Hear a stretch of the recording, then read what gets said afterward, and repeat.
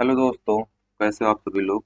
आशा करता हूँ आप लोग अच्छे होंगे। तो आज की क्लास में हम लोग कोशिका से संबंधित कुछ इंपॉर्टेंट क्वेश्चन को डिस्कस करेंगे जो आपके आने वाले एग्जाम जैसे कि आरपीएफ एसआई आरपीएफ कांस्टेबल तथा एनटीपीसी के एग्जाम में बहुत ही हेल्पफुल होंगे। ठीक है, तो चलिए देखते हैं कुछ इंपॉर्टेंट क्वेश्चन। तो ऐसे क्वेश्चन मैं लाता रहूँगा, तो मेरे यूट्यूब चैनल स्टडी पॉइंट को सब्सक्राइब कर लीजिए। ठीक है, तो चलिए देखते हैं। तो पहला क्वेश्चन है हम लोगों का, जीवन की आधारभूत इकाई किसे कहा जाता है। तो इसका आंसर सभी को पता होगा, ठीक है, जो कि है कोशिका। ठीक है, कोशिका को जीवन की आधारभूत इकाई कहा जाता है। ठीक है, तो व्याख्या देख लेते हैं हम लोग। कोशिका जीवधारियों की संरचनात्मक और क्रियात्मक इकाई होती है। सभी जीव कोशिकाओं से बने होते हैं और यह जीवन की सबसे छोटी इकाई है जो स्वतंत्र रूप से कार्य करती है। समझ गए। कोशिका कुछ इस तरीके से दिखती है।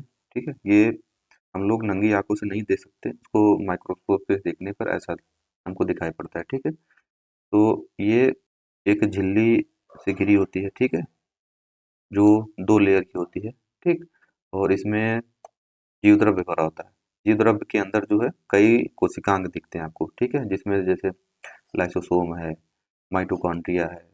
ये सेल मेम्ब्रेन के बारे में बताया गया है कि ये जो है ये फास्फोलिपिड की बनी होती है। बाइलेयर, बाइलेयर मतलब कि 2 लेयर की बनी होती है। ठीक है, ये हमारी कोशिका भित्ति के बारे में बता रहा है। ठीक, वैसे कोशिका भित्ति नहीं कहेंगे क्योंकि कोशिका भित्ति जो है प्लांट सेल में पाया जाता है, जबकि हमारे ह्यूमन सेल स्ट्रक्चर में, क्योंकि हमारे ह्यूमन सेल में कोशिका झिल्ली कहते हैं उसको। ठीक है, तो इसी तरीके से इसमें साइटोप्लाज्म होता है, सेंट्रोसोम होता है, साइटोस्केलेटन होता है और इसी तरीके से कई अंग होते हैं। ठीक, एक इसके बीचों बीच जो है आपको एक न्यूक्लियस दिखेगा। ठीक है, जो कि एक घना होता है। जैसे कि ये जीवद्रव्य भरा हुआ है तो ये थोड़ा सा पतला रहेगा, लेकिन ये जो है घना रहेगा। और एक पतली सी झिल्ली से ये भी घिरा रहता है। ठीक, और ये सारे के सारे अंग भी एक पतली झिल्ली से घिरे होते हैं। ठीक, जैसे कि क्रोमोसोम हो गया, एंडोप्लाज्मिक रेटिकुलम हो गया, ये जो है इससे सटा हुआ रहता है। ये परिवहन का कार्य करता है। ठीक है, चलिए आगे देखते हैं। इस अंग को powerhouse of the cell कहा जाता है। क्या कहा जाता है? Powerhouse of the cell कहा जाता है। तो वो अंग है माइटोकॉन्ड्रिया। ठीक है,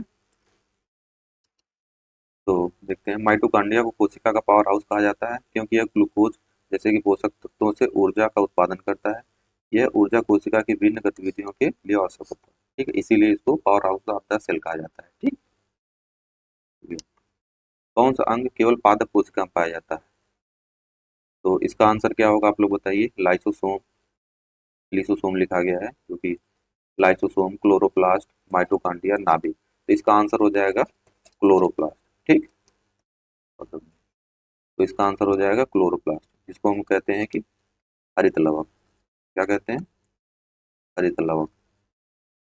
ठीक, तो क्लोरोप्लास्ट केवल पादप कोशिकाओं में पाया जाता है और यह प्रकाश संश्लेषण फोटोसिंथेसिस प्रक्रिया करता है, जिससे पौधे सूर्य के प्रकाश को ऊर्जा में परिवर्तित करते हैं। इसमें क्लोरोफिल नामक पिगमेंट होता है जो हरे रंग का होता है।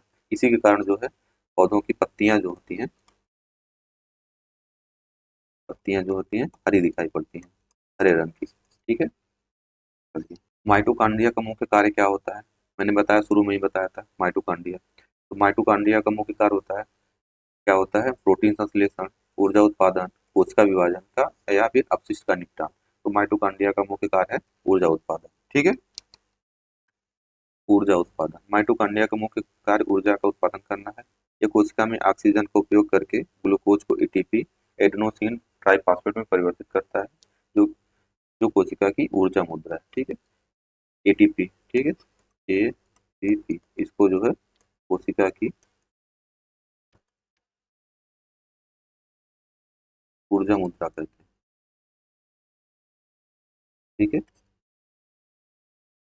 चलिए। कोशिका झिल्ली का मुख्य कार्य क्या होता है?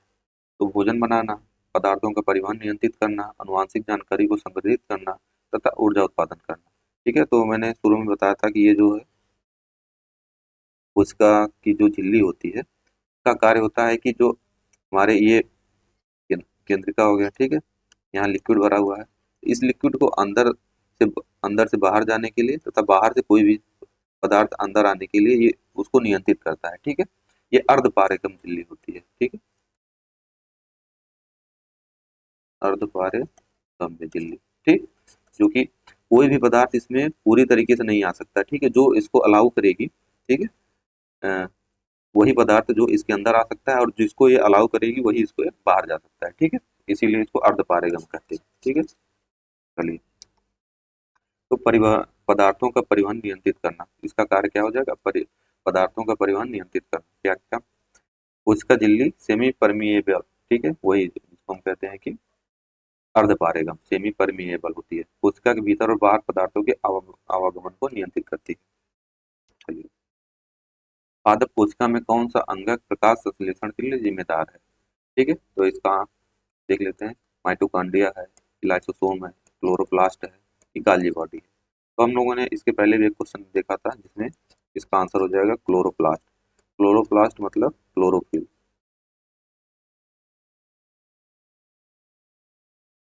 क्लोरोफिल जिसके कारण पत्तियों का रंग हरा होता है।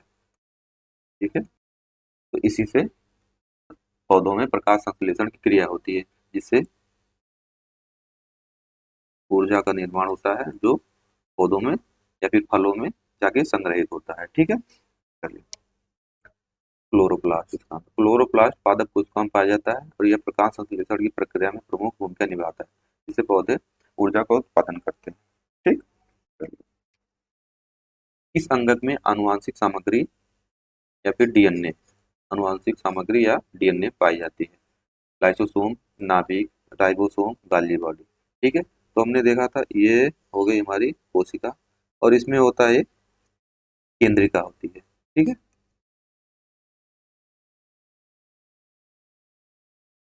इसी में जो है ऐसे सूत्रनुमा आनुवांशिक सामग्री पाई जाती है। तो इसका आंसर क्या हो जाएगा? नाभिक। ठीक, नाभिक, नाभिक कोशिका का नियंत्रण केंद्र है। इसमें डीएनए होता है जो आनुवांशिक जानकारी को संग्रहित और नियंत्रित करता है। ठीक, इस अंग को सेल का सफाई कर्मी कहा जाता है। ये है बहुत बढ़िया क्वेश्चन है। ठीक है, ये कई बार बहुत सारे एग्जाम में पूछ चुका है। ठीक, तो बहुत इंपॉर्टेंट है। क्या है? राइबोसोम है, कि गोल्गी बॉडी है, कि लाइसोसोम है, माइटोकॉन्ड्रिया है। ठीक है, इसका आंसर हो जाएगा लाइसोसोम। ठीक, इसको जो है आत्मघाती थैली कहा जाता है। क्या कहा जाता है? आत्मघाती थैली। और क्यों कहा जाता है आत्मघाती थैली? क्योंकि इसमें जो है लाइसोसोम कुछ इस तरीके का होता है, कई कई आकार प्रकार का होता है, जिसमें कुछ ऐसे पदार्थ भरे होते हैं जो टूटे फूटे, जो जैसे हमारी कोशिका में कोई अंग जो है टूट जाता है। ठीक है, ये उसके पास जाएगा और उसके आसपास ऐसे पदार्थ छोड़ेगा कि वो उसके साथ पच जाएगा। ठीक है, और अगर पूरी की पूरी कोशिका जो हमारी डैमेज हो जाती है, ये अपने आप को फोड़ देता है। ठीक है, तो वो जो इसके अंदर पदार्थ होता है वो इस पूरी कोशिका को गला देता है। इसीलिए इसको जो है सेल का सफाई कर्मी कहते हैं। सफाई कर्मी तब तक काम करता है जब तक कि ये पूरी कोशिका डैमेज नहीं है। इसके अंदर अगर कोई टूट फूट होती है तो ये सफाई करेगा, लेकिन अगर पूरी की पूरी कोशिका डैमेज हो गई तो ये अपने आप को फोड़ देगा, और ये जो है पूरी की पूरी कोशिका उसके साथ पच जाती है, मतलब खत्म हो जाती है। ठीक है, इसीलिए इसको आत्मघाती थैली कहा जाता है। इसका आंसर है लाइसोसोम। लाइसोसोम कोशिका के भीतर अपशिष्ट पदार्थों को तोड़ने का कार्य करता है, इसलिए इसे सेल का सफाई कर्मी कहा जाता है। कुछ इस तरीके की संरचना होती है। ठीक है, और ये पूरी पूरी कोशिका में इस तरीके से रहता है, जीवद्रव्य में बिखरा रहता है। ठीक है, बहुत सारे ढेर सारे रहते हैं। ठीक, ये माइटोकॉन्ड्रिया है, ये तारका है, और ये हमारा जो है केंद्रिका है। ठीक, चलिए। राइसोसोम का कार्य क्या है? ठीक, प्रोटीन संश्लेषण, ऊर्जा उत्पादन, कोशिका विभाजन, अनुवांशिक सामग्री का संरक्षण। ठीक है, अब देखिए राइसोसोम का कार्य क्या है। इसका कार्य होता है प्रोटीन का संश्लेषण करना। ठीक, तो राइबोसोम क्या है? चलिए पिछली स्लाइड में देख लेते हैं। तो ये होता है हमारा, इसके ऊपर जो छोटे छोटे डार्ट दिख रहे हैं वही राइबोसोम है। ठीक है, उसी में जो है हमारे प्रोटीन का संश्लेषण होता है। ठीक, ये इस तरीके से इसमें आगे भी है। तो प्रोटीन प्रोटीन संश्लेषण का कार्य होता है इसका। राइबोसोम का मुख्य कार्य प्रोटीन का निर्माण करना है, जो कोशिका के विकास और मरम्मत के लिए आवश्यक होते हैं। इस अंगक में कोशिका की ऊर्जा एटीपी का उत्पादन होता है। तो हमने क्या कहा था कि कोशिका का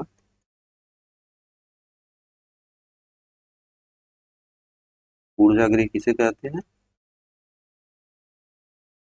उसका आंसर था हमारा माइटोकॉन्ड्रिया।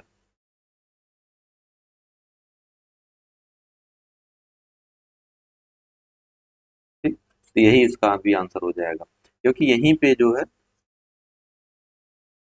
ऊर्जा का उत्पादन होता है, इसीलिए ऊर्जा एटीपी का उत्पादन कहाँ होता है? माइटोकॉन्ड्रिया में। ठीक, इसका आंसर यही हो जाएगा। माइटोकॉन्ड्रिया में ऑक्सीजन का उपयोग करके ग्लूकोज में एटीपी में परिवर्तन किया जाता है, जो ऊर्जा का प्रमुख स्रोत है। ठीक है, इसमें क्रेब्स चक्र के अंतर्गत, क्रेब्स चक्र में 34 यूनिट या फिर 34 एटीपी ऊर्जा का उत्पादन होता है।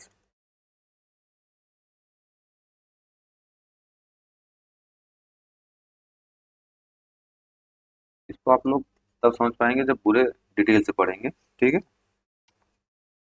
पादप कोशिकाओं में किसके कारण कोशिका दीवार कठोर होती है? चलिए, अब पादप कोशिका का कुछ क्वेश्चन आ गया है। ठीक है, क्योंकि कोशिका जैसे कि जंतु कोशिका एक होती है, ठीक है, एक पादप कोशिका होती है। ठीक है, इस तरीके से।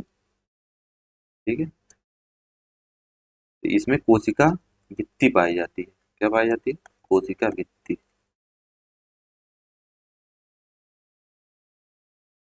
जबकि जंतु कोशिका में ये कोशिका झिल्ली पाई जाती है।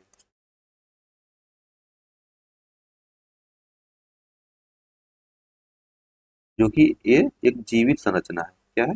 जीवित संरचना। जबकि ये जो है मृत संरचना होती है। ठीक है, तो पादप कोशिका में किसके कारण कोशिका दीवार कठोर होती है? इसमें क्या हो जाएगा, और ये सेलुलोज की बनी होती है। क्या होता है? जो कि इस क्वेश्चन का आंसर भी है। ठीक, क्या है? सेलुलोज की बनी होती है।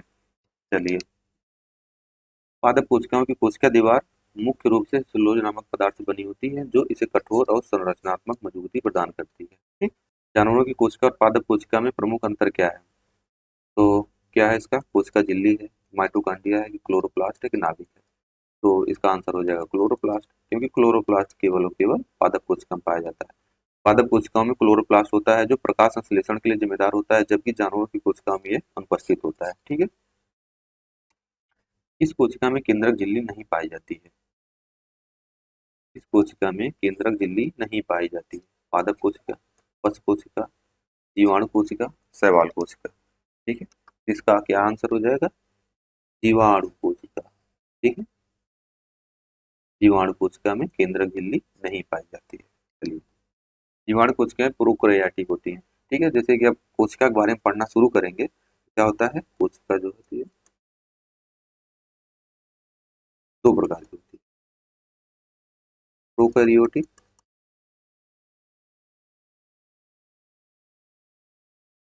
तथा यूकैरियोटिक।